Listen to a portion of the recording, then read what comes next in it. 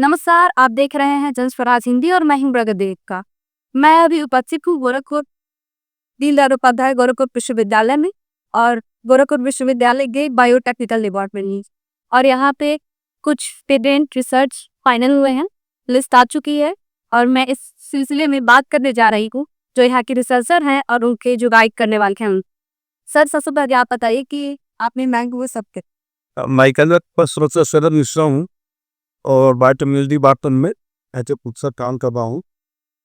और हम लोगों ने बेसिकली आर्सेनिक आजकल केवल भारत ही नहीं बल्कि पूरी दुनिया में एक बहुत बड़ा हेल्थ इशू बन के उभरा है और इससे बहुत सारी बीमारियां हमें खास करके कैंसर का नंबर 1 कार्सिनोजन के रूप में इसको चिन्हित किया गया है। तो इसको देखते हुए हम लोगों ने सोचा कि इसको कैसे ठीक किया जाए और इसके लिए हम लोगों ने आर्सेनिक पूरे पूर्वांचल आर्सेनिक की मैपिंग करी और कहाँ पे आर्सेनिक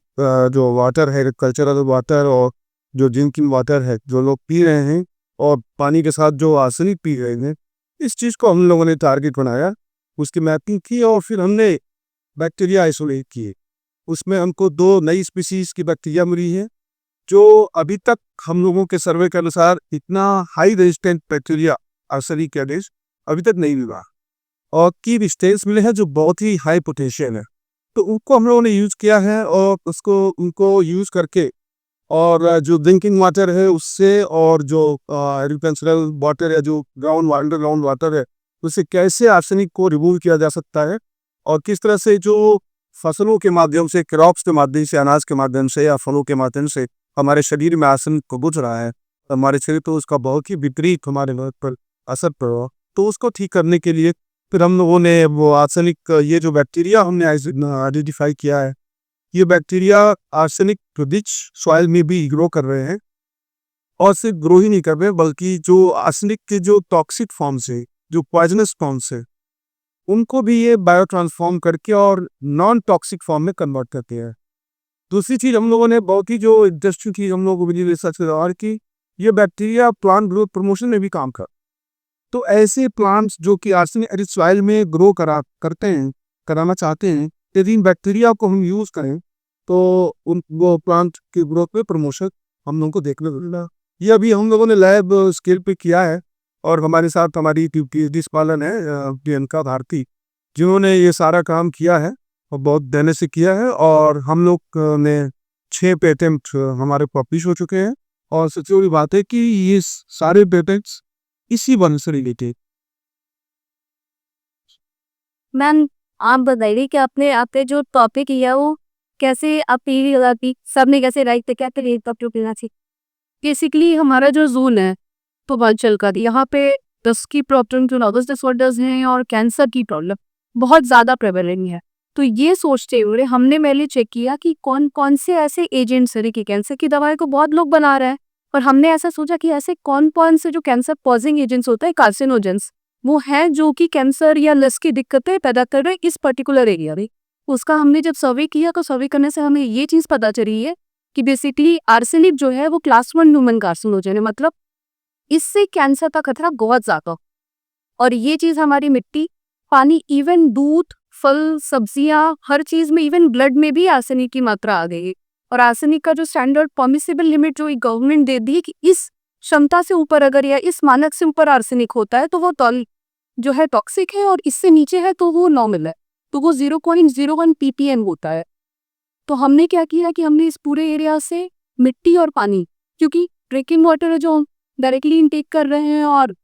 जो मिट्टी है जो प्लांट्स एब्जॉर्ब कर रहे हैं और प्लांट्स को हम खा रहे हैं, तो इसलिए हमने एग्रीकल्चरल सॉइल और ड्रिंकिंग वाटर लिया, उससे मेटल टॉक्सिसिटी एस्टिमेट किया है, स्पेशली आर्सेनिक। उसके बाद से जहाँ पे हमें आर्सेनिक की मात्रा ज़्यादा मिली वहाँ से हमने बैक्टीरिया आइसोलेट किया। उसके बाद से आइडेंटिफाई कराया तो हमें 14 बैक्टीरियल स्ट्रेन्स मिले, जिसमें कि 2 जो है वो न्यू डिस्कवरी हमने रिपोर्ट किया, 2 न्यू स्पीशीज और 3 न्यू स्ट्रेन्स। इनमें ये था कि जो प्रीवियस रिपोर्ट्स थी उनके अकॉर्डिंग इसमें आर्सेनिक जो रेजिस्ट करने की क्षमता है वो काफ़ी ज़्यादा है।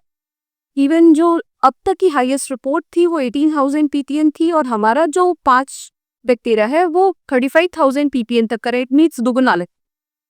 और ये सिर्फ रेजिस्ट नहीं कर रहा है कि ये बैक्टीरिया जहाँ पे आर्सेनिक ज़्यादा है वहाँ सर्वाइव कर रहा है, उसके अलावा ये आर्सेनिक के जो टॉक्सिक फॉर्म्स होते हैं जैसे आर्सेनेट और आर्सेनाइड, जिससे कैंसर या नसों की प्रॉब्लम या बहुत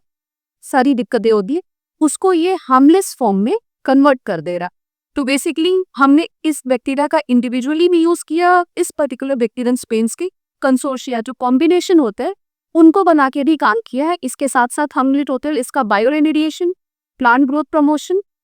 किया। उसके बाद इस बैक्टीरियाज का यूज करके हमने फिर मल्टी मेटल रेजिस्टेंस, क्योंकि सिर्फ आर्सेनिक ही नहीं, आर्सेनिक तो है, उसके अलावा मरकरी, लेड, क्रोमियम, कैडमियम, ये सारे भी मेटल्स हैं जो कि कर रहे हैं काम और मिट्टी में नुकसान कर रहे हैं और मिट्टी में है आर्सेनिक के साथ साथ। तो हमने इन बैक्टीरिया को उन मल्टी मेटल पे भी चेक किया कि क्या ये उसको भी सही तरह मल्टी मेटल रेजिस्टेंस में भी रेजिस्ट कर रहे हैं और मल्टी मेटल को रेमेडिएट कर रहे हैं, या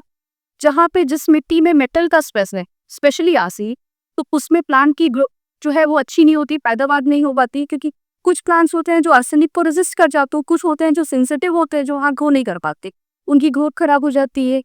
तो फिर हमने इन बैक्टीरिया का यूज करके जहाँ पे आर्सेनिक की मात्रा ज्यादा है वहाँ प्लांट की ग्रोथ अच्छे से नहीं हो पा रही है,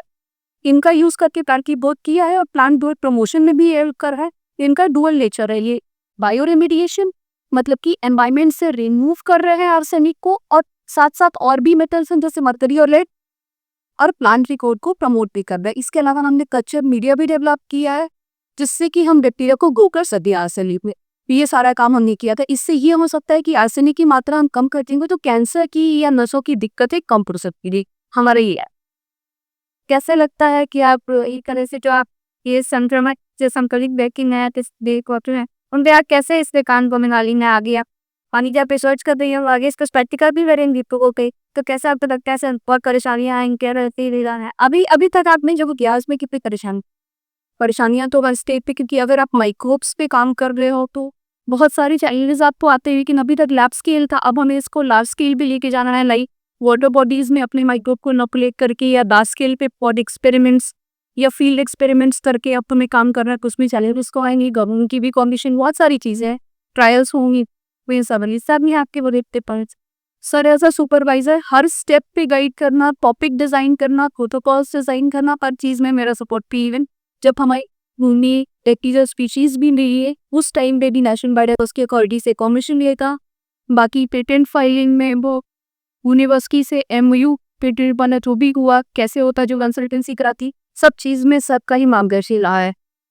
ये बहुत अच्छा वो बहुत कल शिफ्ट मैं आप अपने शोर कैसे सर आगे रखते हैं और बहुत अच्छा